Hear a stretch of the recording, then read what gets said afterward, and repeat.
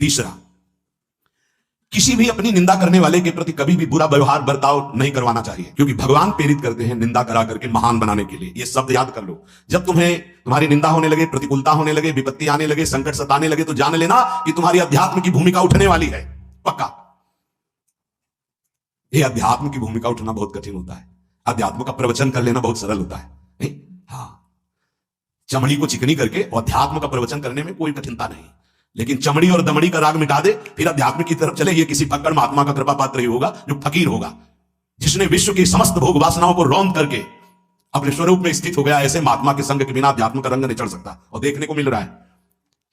जब तक हमें अध्यात्म का परिचय नहीं है, तब तक कहीं भी हम राजी हो जाते हैं। अरे राजी होने को तो टाकीज के सामने देखो जाके, हजारों की भीड़ लगती है, लाइन में खड़े होते हैं, पैसा देते हैं, क्या देखने जाते हैं? झूठा तमाशा। उनको आप क्या कहोगे? ज्ञानी कहोगे? सत्संगी कहोगे? भीड़ का इकट्ठा हो जाना कोई अध्यात्म का चमत्कार नहीं होता। अध्यात्म का चमत्कार तो अंतर की वृत्ति का परिवर्तन हो जाना होता है। नहीं तो अगर एक नृत्य करने लगे ना, तो हजारों उसको देखने में खड़े हो जाते हैं कि 14 संगीत बज रहे हैं, फिर इसके बाद अगर हजारों में बैठे मनोरंजन कर रहे हैं, तो इनका कोई महत्व नहीं। अगर एक महात्मा कह देता कि तुम वास्तविक भगवत मार्ग के पथिक हो, तो धन्य हो गया जीवन। और 1 करोड़ लोग कह दे कि परमार्थ का पथिक है, तो मान्यता नहीं मानी जाएगी। ये अध्यात्म है, अध्यात्म। तीसरी, अपनी जब कोई निंदा करे तो उसका भला जरूर मना देना, बुरा मत मना देना, नहीं तो अध्यात्म छूट जाएगा। अपने पास सामर्थ्य होने पर नीचापमानम सुधा, वो नीच है, हम उस पर शासन कर सकते हैं, पर उसके द्वारा किए हुए अपमान को सह गए और अंदर से मनाया, भगवान तुम्हें सुखी रखे, स्वस्थ रहो।